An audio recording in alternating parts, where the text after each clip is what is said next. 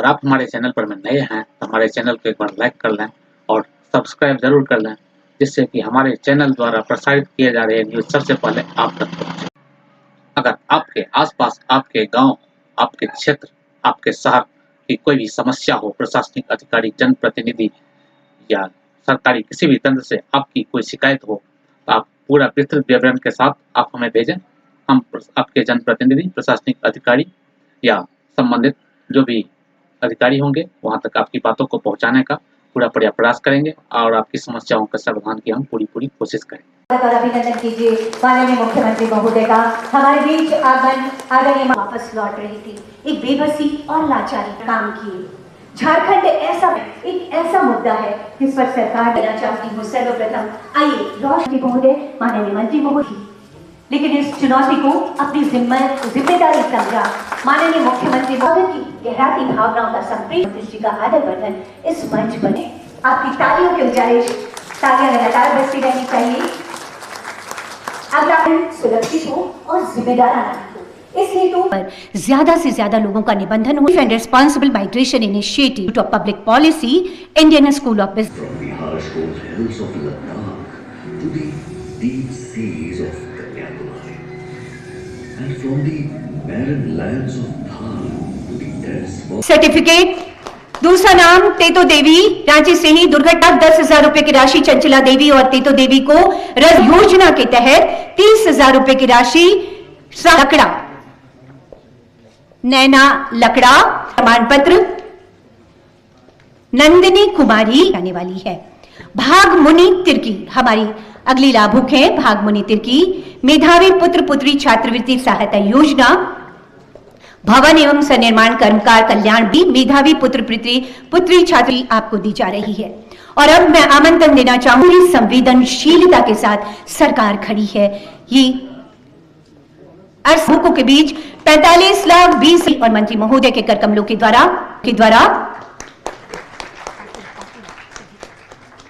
है और ये प्रक्रिया अभी भी चल रही है ताकि हमारे श्रमिक यूज श्रम शक्ति की हमेशा। जब बाहर जाते हैं तो उनके ऊपर क्या बीतती है। चर्चाएं तो बहुत होती है, कानून भी बड़े बड़े बने हैं, इंटर स्टेट माइग्रेंट एक्ट,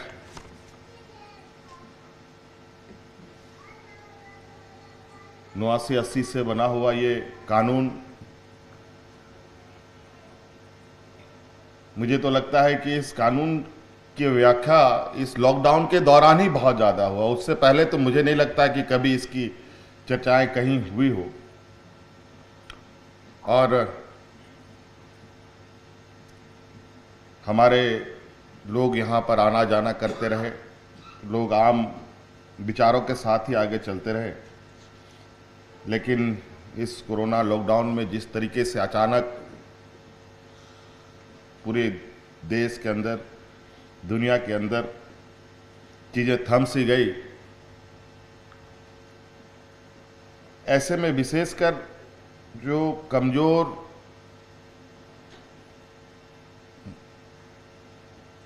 जो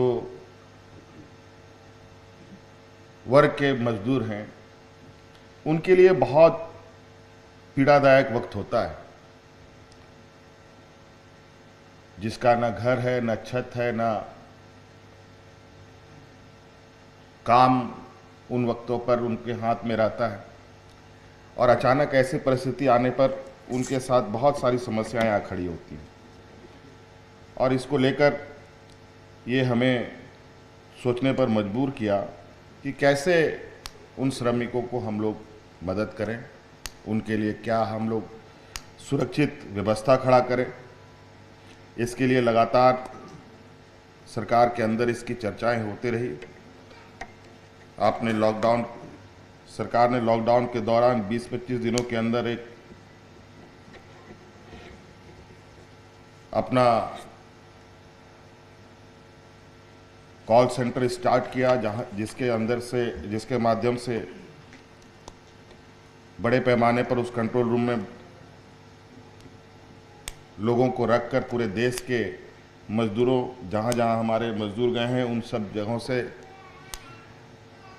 संपर्क स्थापित करने का काम तेजी से किया गया और उस समय थोड़ी सी बहुत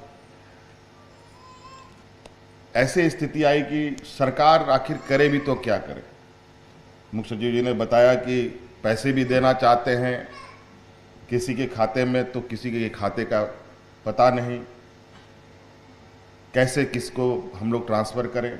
कभी कभी हम लोगों ने इस बात को भी तलाशने की कोशिश की, जिस मजदूर को अनाज नहीं मिल रहा वहाँ पर नियरेस्ट कोई भी किराना स्टोर हो उसका फोटोग्राफ्स मंगा करके उसके माध्यम से राशन दिलाने का हम लोगों ने प्रयास किया, उसके माध्यम से पैसे दिलाने का हम लोगों ने प्रयास किया।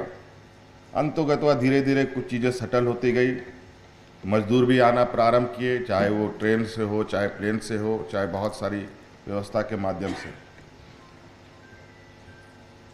और इसको एक मूल रूप देने के लिए हम लोगों ने निर्णय लिया कि यहाँ के जो लोग जो यहाँ के मजदूर के रूप में, चाहे वो महिला हो चाहे पुरुष हो, वो जाते हैं, उनको कैसे संरक्षित किया जाए।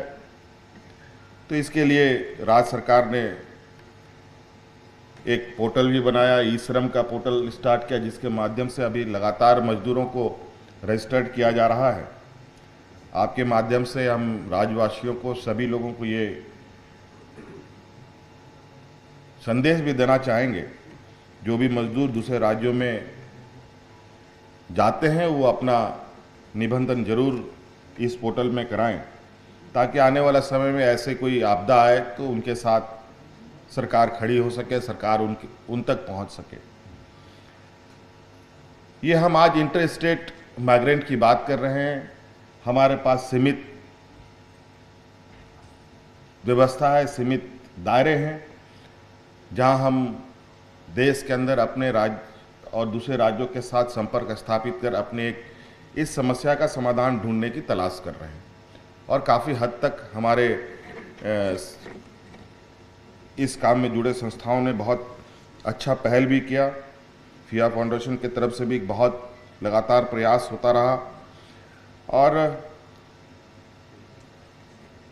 आज अंतर्गतवा उस जगह पर हम लोग पहुँचे हैं जहां हम मजदूरों को एक संरक्षण देने के लिए एक मजबूत कदम की ओर आगे बढ़ रहे हैं। लेकिन इसके साथ साथ एक और चीज़ें उठ के आती है जिस पर हमें चर्चा भी करनी चाहिए और उसका हल भी ढूंढना चाहिए। जैसे अभी नीति आयोग के भी लोग आज इस कार्यक्रम में जुड़े, लेकिन तकनीकी कारणों से नहीं जुड़ पाए, वहाँ तक भी ये बातें पहुँचनी चाहिए। वो ये कि यहाँ से मजदूर सिर्फ इंटर स्टेट ही माइग्रेट नहीं करते हैं, बल्कि गल्फ कंट्रियों में भी लोग जाते हैं। वहाँ हम कैसे टाई अप करेंगे? राज्य सरकार उनके साथ कोई इकरार नहीं कर सकता, उसमें भारत सरकार की हस्तक्षेप की आवश्यकता पड़ेगी। उन मजदूरों के साथ कौन खड़ा होगा, कैसे हम खड़े हो पाएंगे, हमें उनके बारे में भी सोचना चाहिए। अभी इस डिजास्टर के बाद अलग अलग देशों में कई बड़ी छोटी समस्याएं उत्पन्न हो रही। कहीं नर्सों की कमी की खबर आती है, कहीं व्यावसायिक प्रतिष्ठानों में बड़े बड़े हैवी व्हीकल्स को चलाने के लिए ड्राइवरों की कमी की खबर आती है।